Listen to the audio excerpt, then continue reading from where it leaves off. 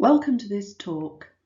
My name is Karen Harrison-Denning and I'm Head of Research and Publications for Dementia UK. And I want to talk to you very briefly about Dementia UK's commitment to dementia care research.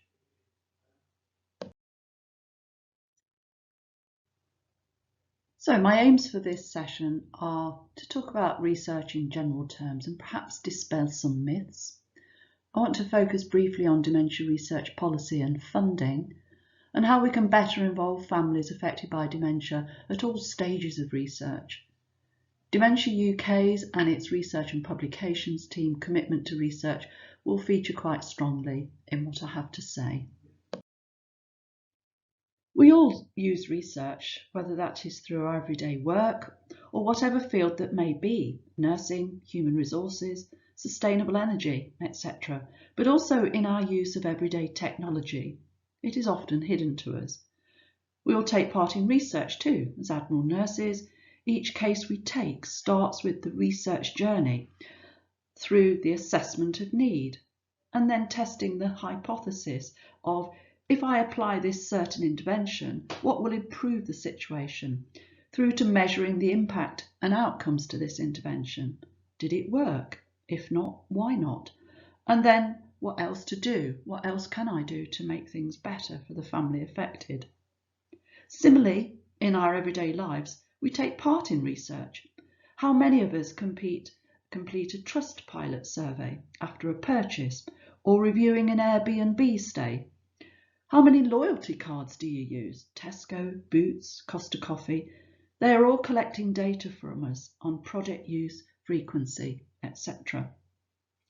We often support research by displaying literature on research, such as in newsletters, in social media, and also importantly, we at Dementia UK support research and evaluation in developing our services, understanding the impact and outcomes to research, and in what we can do better. However, doing research for the average health and social care practitioner is less common. It's often led by academics, but they often cannot do this without the help of others, people like you and me. Okay, so moving on, now I want to focus briefly on dementia research policy and funding. The UK is one of the world's leaders in dementia research, with the government investing significantly in UK dementia research, more than doubling its annual spend on dementia research from 28.2 million in 2009 and 10 to 75.7 million in 2019 and 20. The UK is at the forefront of global research efforts to better understand, treat and support people living with the main causes of dementia, especially Alzheimer's disease, vascular dementia, Lewy body dementia and frontotemporal dementia. When we think of research, we may think of test tubes, tissue samples or pharmaceuticals. However, dementia research is not just about the basic understanding of the diseases which cause dementia, their prevention and early detection, such as biomarkers, diagnosis and treatment, but also in what makes good care and support. The scope of dementia research, the funders of research, the governance of research in dementia, what it involves and the contributing organisations is vast, as you see from this image. It is a complex entity, but for the purposes of this presentation I will discuss the commitment of Dementia UK to this wide agenda. Dementia research has been the Cinderella when compared to other diseases such as cancer. This started to change following the first National Dementia Strategy and the Prime Minister's Challenge. Moonshot, originally meant to be long shot, and is increasingly being used to describe a monumental effort and a lofty goal or a giant leap. In this instance, the moonshot is the commitment made by government that pledges to double dementia research funding from the amounts I talked to in earlier slide to £166 million each year for the next decade, meaning an extra £800 million for dementia over 10 years. However, researchers and research centres are still waiting to even receive a timescale or a funding plan from government to enable them to undertake essential research on new drugs and treatments, perhaps largely due to the pandemic, which has had a huge detrimental effect on dementia research.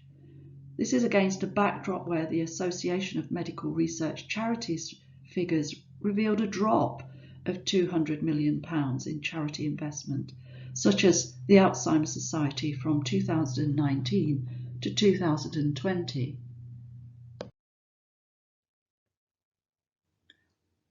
This is enough of the overview of research from a UK-wide perspective. So now I want to focus on how we can better involve families affected by dementia in all stages of research. For dementia research to have impact, we need to know what the NHS, social care, housing and other relevant sectors need, but especially what people living with dementia and their carers need, and how research can best benefit them. Historically, people with dementia have not been involved in developing an understanding of what their own research priorities might be, and we at Dementia UK are very passionate about this. PPI involvement can offer much to research, such as in areas the identification of ideas for research, prioritisation of studies, assisting with defining the topic and the research questions, contributing towards the ethical debates and implications of research, the design and management of studies, data collection and interpretation, the dissemination of findings, and the development of research-related policy are all essential.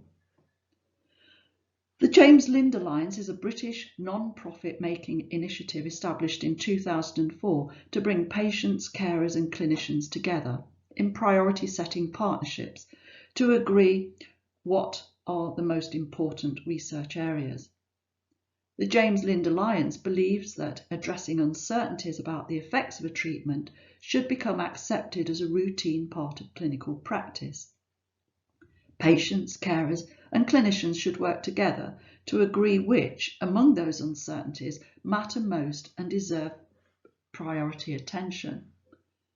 Research on the effects of treatments often overlooks the shared interests of patients, carers and clinicians, and as a result, questions that they all consider important may not be addressed, with many areas of potentially important research therefore neglected. The James Lind Alliance exists to help address this imbalance. Even when researchers address questions of importance to patients and clinicians, they often fail to provide answers that are useful in practice. Another purpose of the James Lind Alliance, therefore, is to address the mismatch between what researchers want to research and the practical information that is needed day to day by patients and health and social care professionals. Dementia research needs to be designed in partnership with all stakeholders across health and social care system and people impacted by dementia. We also need to ensure that innovations are implemented in the health and social care system when we have evidence for their benefit, and we need to support the workforce to integrate research into their practice. This participatory and collaborative approach to setting research priorities moves towards researching what is important for the person with dementia and their family carers. Though, interestingly, there may be naturally some disparity between these two groups as their experiences and needs differ.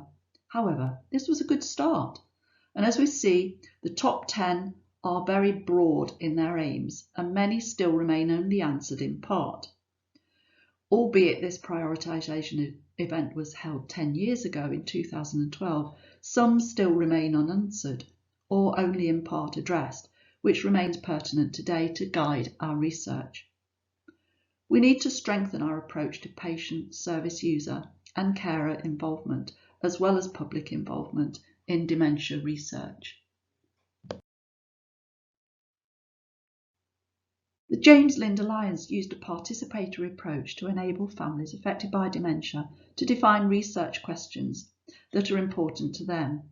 However, PPI has progressed significantly over recent years and is about carrying out research and developing policies with or by members of the public and patients, rather than it being done to them or for them as mere participants, and represents a step forwards towards recognition that people have a right to a voice.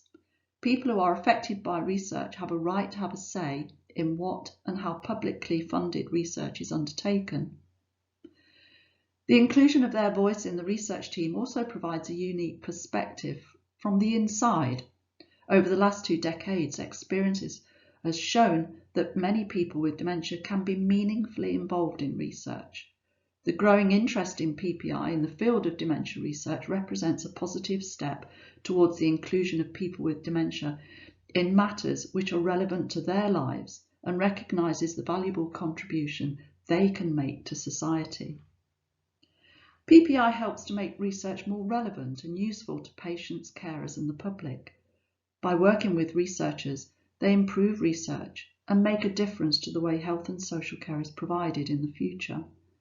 Personal knowledge and experience of their own care and the care of others is of great value to researchers.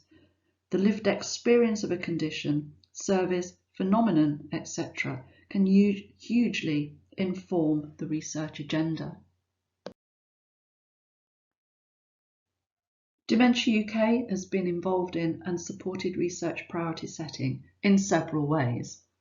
And as we can see from this slide, there are several ways to how we might undertake those activities through co-production, co-design, engagement, consultation, informing, educating and coercion. And as we can see from the gradient, it's important to engage in activities that are doing research with and in partnership with people living with dementia and their family carers.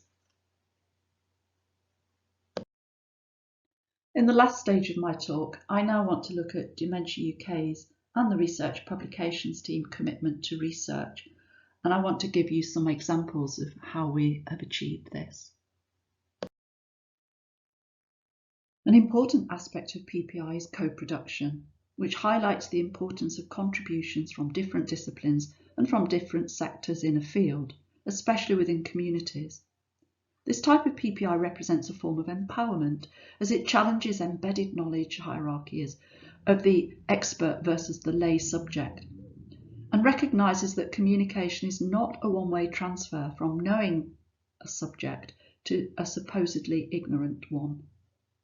Dementia UK's Lived Experience Advisory Panel was set up in 2017 and is made up of people living with dementia and family carers. LEAP supports the work of Dementia UK by providing feedback and advice and raising awareness of Admiral nurses amongst local decision makers. The role of Dementia UK is to support the work of the LEAP group through a scaffolding approach. Scaffolding supports their independence. Scaffolding is, as the image conjures up, is a tool to enable growth through support. We use the term scaffolding because we work to surround the group with support that fits with them, and it is derived from the educational theory which proposes that a teacher will model or demonstrate problem solving and then stand back. The LEAP panel has supported Dementia UK in many ways by advising and commenting on Dementia UK information resources, surveys and the Dementia UK website.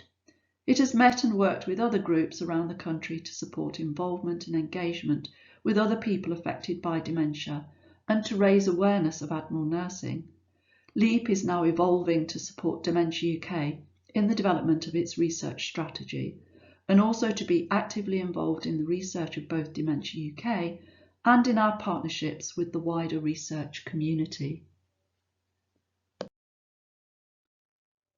The research and publications team at Dementia UK work and have worked with many dementia researchers across the UK and also Europe and wider afield. We support research in many ways, such as through membership of steering groups, advisory panels, programme management boards, or as co-applicants on studies and collaborators through to supporting the recruitment of people with dementia, family carers, as well as Admiral nurses being participants in some of the studies. We are also increasingly asked to review research proposals for their quality and potential impact, both on UK research but also internationally.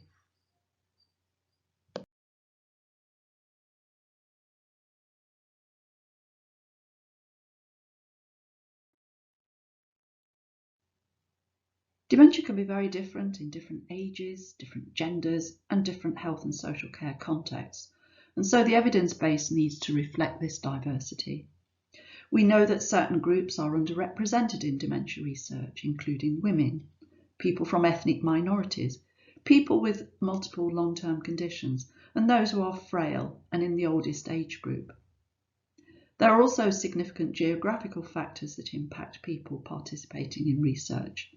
This is a picture of Jean-Louise Coleman, who died in 1997 in the southern French town in which she was born, and her death drew a flurry of attention. At 122, an age that has been certified by the Guinness World Book of Records, as well as public health researchers, she was the oldest documented person ever to have lived, though researchers have since refuted this claim, as it seems that there are claims that her niece or younger relatives actually misrepresented the public, stating they were her. For research to make progress, we need to provide the opportunity for all people impacted by dementia, including family carers, to participate in research. When I was studying for my own PhD, it was very difficult to recruit people with dementia and their families to research. There were a few databases emerging across the UK at that time, but they often did not keep pace with the recruitment needs of various studies. And also, their information on individuals registered was not constantly updated to keep abreast of the changes experienced by the person with dementia and their families. As a result, it took me 2 years to recruit to just one phase of my PhD. Long after I'd completed, along came Join Dementia Research, which is a national online platform that not only increases the opportunity for people affected by dementia to participate in research, but also many people without dementia have been able to take part in vital research. Personally, I have joined and have been matched to approximately 5 studies thus far. Joint Dementia Research has enabled 66,000 participants to be active in research since it was created. However, people with dementia and their families are still often unaware of opportunities to take part in research. When you sign up to Join Dementia Research, the information you provide is used to match you to studies, and you may be able to take part in both online, nationally, or in your local area. The service connects registered volunteers with dementia researchers across the UK who are looking for people to join their studies. You can review your study matches once you are registered, and then it's your decision whether you take part or not. Taking part means that you will make a real difference to the future of dementia care, diagnosis and treatment. The success of Join Dementia Research rests on volunteers with and without dementia to sign up to it, so it needs promoting far and wide. People with dementia are often not aware of opportunities to take part in research, and just 2.5% of people with dementia are registered on Join Dementia Research. There is no clear pathway for a person living with dementia to become involved in research, and while some clinicians and practitioners support their patients to participate, many others feel that they lack information and support themselves to confidently refer people to research. Dementia UK has several approaches in supporting recruitment, one of which is we are currently working in collaboration with Join Dementia Research to develop an online module for health and social care professionals to support them to understand about research, recruitment issues, and to have the confidence to promote Join Dementia Research in their everyday practice. The module will be first piloted with Admiral nurses across the UK before it's then rolled out. We support recruitment to research and other activities more broadly too. At Dementia UK we have social media channels, we have web pages, we have newsletters that actually promote different studies and activities across the country that people with dementia and their family carers can get involved in. And these are just some examples here. Finally, I want to give you an example of how Dementia UK is collaborating in research from the very early stages, from forming a specific patient and public involvement group that has since generated its own research questions, which were based on their lived experiences of when they or the person they care for was admitted to a mental health hospital or unit, and how this work has progressed and is developing to become impactful already. We initially put a call to action out through Dementia UK social media networks, and we placed posters on specific wards and clinics, and it led to a snowballing effect. We also put the call out through Chain, which is a health and social care communication network. From the initial members, we developed a coffee morning approach, an online approach where they developed their own ground rules and they developed their own research questions, and by telling their own stories of what they had to contribute to the group. It was a good, clear way of developing a shared purpose to the group. Whilst the original purpose of setting up the PPI group was to actually start to work on how we can improve the experiences for people with dementia admitted into mental health units, there were many other spin-offs that came and presented themselves to the group outside of its original purpose. They've also already started to contribute by telling their stories, and we've recruited others to tell their stories by conducting qualitative semi-structured interviews of the experiences of families affected by dementia when the person with dementia is admitted to a mental health ward or unit. This work is currently in the analysis stage, but the PPI members will co-analyse and co-write this for publication, so they'll be involved throughout. The group has also contributed to redeveloping the audit questions and priorities for the proposed re-audit by the Royal College of Psychiatrists of inpatient care for people living with dementia. The first audit was conducted in 2011, so it's important to know if any of those original recommendations have impacted on the care provided in these units. And this re-audit involving people with dementia and their family carers will make for a more rounded audit survey.